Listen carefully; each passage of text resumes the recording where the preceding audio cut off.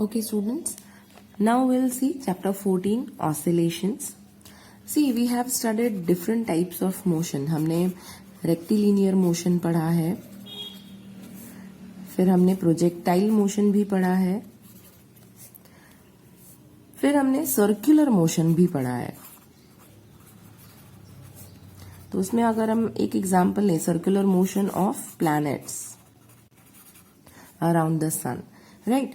तो ये दोनों जो मोशन है ये कैसे हैं? They are non repetitive. ये रिपीट नहीं करते हैं. सपोज अगर कोई एक ऑब्जेक्ट है, वो पॉइंट ए से पॉइंट बी तक जाता है तो वो सीधा चला जाता है, राइट. वापस ऐसे नहीं आता है उसी पाथ पे. अगर प्रोजेक्टाइल मोशन की बात करें तो यहां से हमने किसी चीज को फेंका ऐसे ऊपर की तरफ, then it will perform a projectile motion and it will cover a parabolic path. ये भी हम आगे पढ़ चुके हैं. तो ये भी पार्टिकल जब ऐसे जाएगा तो वापस से उसी पाथ पे नहीं आता, and that's why these two kind of motions are known as non repetitive.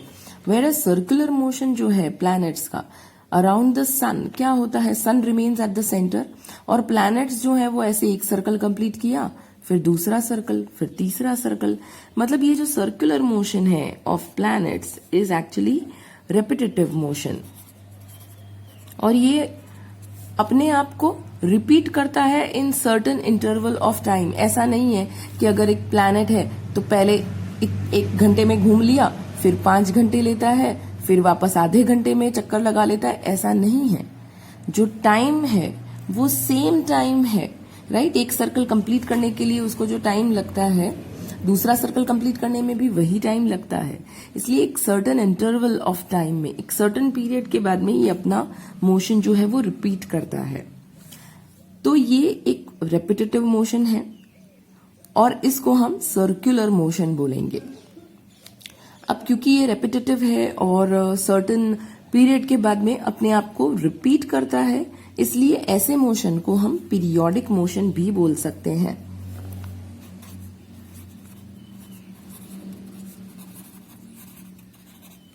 सो ये जो सर्कुलर मोशन है इसे हम पीरियोडिक मोशन बोल सकते हैं. Then we will see one more example of motion. Suppose if I take example of swing.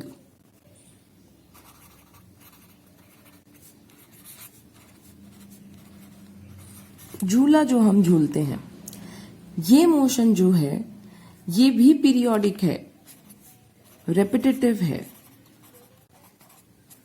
ठीक है, हम झूला झूलते हैं तो we go like this way, इस तरीके से हम होता है. तो ये भी रिपीटेटिव मोशन है और ये भी after certain interval of time ही अपना मोशन रिपीट करता है. लाइक यहां से हमने झूला झूलना शुरू किया, ऐसे गए वापस आ गए, फिर से ऐसे गए फिर से वापस आ गए. तो ये जो होता है ये भी एक सर्टेन पीरियोडिक टाइम में होता है. मतलब जो रिपीटेटिव मोशन है, एक ये जो मोशन हुआ फ्रॉम हियर टू हियर, ये रिपीट करेगा अपने आप को in certain interval of time and that time interval will be regular.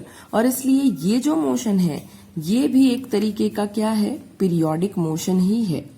सो ये भी पीरियोडिक मोशन का ही एग्जाम्पल हुआ.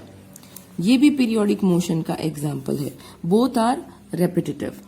बट ये वाला जो मोशन है, this motion is circular motion and this motion is not circular.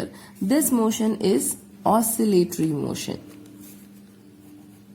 ये जो मोशन है ये oscillatory motion है.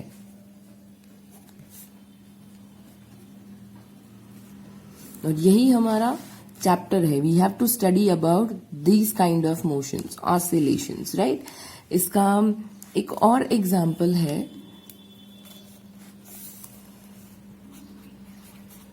pendulum of a clock.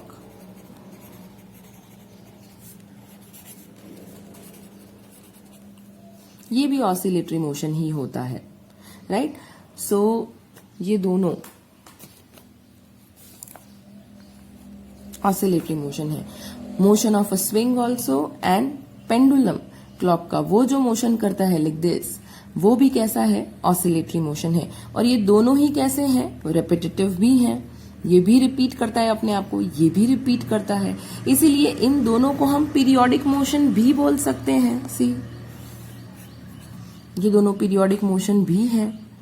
तो फिर डिफरेंस क्या है, ये सर्कुलर मोशन जो था और ये जो मोशन ऑफ द स्विंग या तो मोशन ऑफ पेंडुलम है, इन दोनों में डिफरेंस क्या है? सो सी, हम दो चीजें लिख सकते हैं, एक तो ऑसिलेटरी मोशन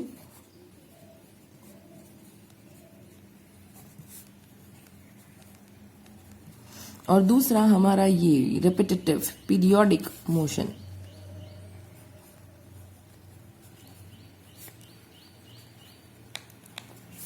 ऑसिलेटरी मोशन में हम एग्जाम्पल दे सकते हैं स्विंग का, पेंडुलम का। पीरियोडिक मोशन में हम एग्जाम्पल दे सकते हैं स्विंग का, पेंडुलम का और प्लैनेट का जो सर्कुलर मोशन है उसका भी।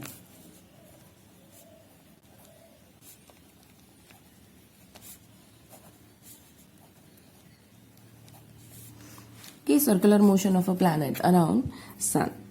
अब आप देखोगे तो ये जो स्विंग और पेंडुलम है, इनका जो पीरियोडिक मोशन है, ये सारे ही पीरियोडिक मोशन तो है ही, बिकॉज स्विंग जो है वो ऐसे करता है, एक अपना जो मोशन है वो रिपीट करता है after certain interval of time.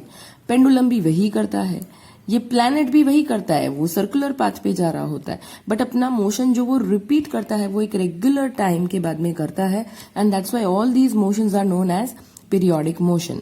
But out of these periodic motions, these two are known as oscillatory motion, right? ये वाले दोनों, they are known as oscillatory motion, whereas circular motion of planet cannot be called oscillatory motion. ये difference है इन दोनों में। सो हम एक चीज लिख सकते हैं, all periodic motions means sorry, all oscillatory motions are periodic, but all periodic motions are not oscillatory. So ये एक important point हम नोट डाउन कर सकते हैं, all oscillatory motions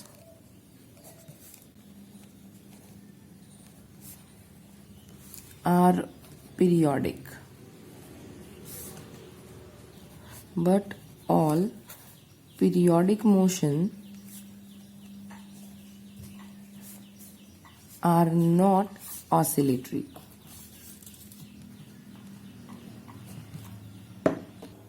Then what is periodic motion? See, it is a motion that repeats itself at regular interval of time. So ये सारे ही अपने आप को रिपीट करते हैं after a regular interval of time. So that's why these all motions are known as periodic motion. Now we'll see few definitions. So see, what is a period? That was the time interval in which the motion of a particular object is repeated. Then all these definitions you have already seen in 9th standard. Periodic time, that was the time taken for one complete oscillation. We'll see what oscillation is. This also you have studied. See, suppose if this is a rigid support and if we tie a pendulum with a string and suppose if we give a certain push to this pendulum in this direction, तो ये pendulum यहाँ से यहाँ जाएगा. Again it will come back to its mean position, then it will go on the other side and then again it will come back. तो ये जब करता है then that is known as one oscillation. तो या तो ये mean position है, तो या तो हम मीन पोजीशन से शुरू करके एक्सट्रीम पोजीशन तक जा सकते हैं दोनों तरफ and again come back to mean position, और else you can start counting from this side. यहां से ऐसे गया and then again it came back. This is considered to be one oscillation. ठीक है. सो ऐसे ऑसिलेशन का पीरियोडिक टाइम क्या होता है? एक कंप्लीट ऑसिलेशन होने के लिए जितना टाइम लगता है that is known as periodic time, जिसका सिंबल कैपिटल टी होता है और ऐसा यूनिट सेकेंड होता है. Then you have also seen what is frequency. It was the number of oscillations completed in 1 second. And symbol was small f, or else you can write nu. ठीक है. I would suggest you all to write small f only because ये कभी कभी आप v जैसा लिख देते हो. Then it appears like velocity. So better write small f. But आपकी text book में they will be using this symbol for frequency. SI unit will be, see frequency क्या होता है? Number of oscillations in 1 second. So unit क्या होनी चाहिए? Oscillations पर second, number of oscillations पर सेकेंड। बट ये तो नंबर है, नंबर की कोई यूनिट नहीं होती है। So 1 upon second. So see this 1 upon second is the SI unit and 1 upon second is also known as hertz. Hertz को short form में हम HZ लिखते हैं and that's why I can say 1 hertz is equals to 1 upon second or else second inverse. ठीक है, ये oscillation यहाँ पर मैंने ऐसे ही लिखा है. It is actually number of oscillation. But number जो है उसकी कोई यूनिट नहीं होती है, तो ये चीज आपको याद रखनी है यहाँ पर. Next is amplitude. एम्पलीट्यूड क्या होता है? It is the maximum displacement on either side of mean position. This is the mean position. यहां से ये पेंडुलम जो है वो यहां तक गया and again it came back. So maximum जो उसने डिस्प्लेसमेंट किया था from this mean position, at present the displacement is this much. This is the maximum displacement. So this x is equals to a. यहां पर जाए तो भी या यहां पर जाए तो भी. So this is the maximum displacement on either side of this mean position. That is amplitude. और क्योंकि ये डिस्टेंस है तो इसका SI यूनिट मीटर हो जाएगा और एम्पलीट्यूड का सिंबल कैपिटल A हो जाता है. Okay, now we'll see what is displacement. See, displacement will be the distance between the instantaneous position of the particle and the mean position. ठीक है, अगर ये वाला पेंडुलम है वो ऐसे ऑसिलेट कर रहा है, अगर इस इंस्टेंट पे मुझे डिस्प्लेसमेंट चेक करना है तो ये वाला पेंडुलम अगर यहाँ है तो this will be the instantaneous position of the pendulum. तो इस पोजीशन और जो उसका मीन पोजीशन है, रेस्ट पोजीशन है, जब कोई फोर्स नहीं लगेगा तो पेंडुलम जिस कंडीशन में रहता है, उस पोजीशन और इंस्टेंटेनियस पोजीशन के बीच का जो डिस्टेंस होता है, that is this distance is known as displacement. और हम जानते हैं maximum displacement is known as amplitude. अगर ये इससे भी ऊपर यहां तक जा पाता है then this displacement is known as amplitude. Displacement जो है उसका सिंबल हो जाता है either you can take y और यू कैन टेक x. ठीक है, this is not y divided by x. So मैं यहां पर डिस्प्लेसमेंट के लिए अभी एट प्रेजेंट सिर्फ y लिख रही हूं सिंबल. आप y लिख सकते हो या तो x लिख सकते हो. और इसकी SI यूनिट क्या हो जाएगी? Metre. So remember SI unit of displacement will be metre. Next you have to see angular frequency. Symbol उसका हो जाता है ओमेगा. और ये क्या है? It is a quantity which is obtained by the product of 2 pi and frequency. But we already know that frequency is what? It is 1 upon periodic time. So if I substitute here 1 upon periodic time, then I will obtain omega is equals to 2 pi by t. This is angular frequency. और इसकी unit अगर हम देखें तो this is 2 पाई, जिसको तो हम radian में लेते हैं, और ये है टाइम जिसको हम सेकेंड में लेते हैं. तो रेडियन पर second is the unit of angular frequency.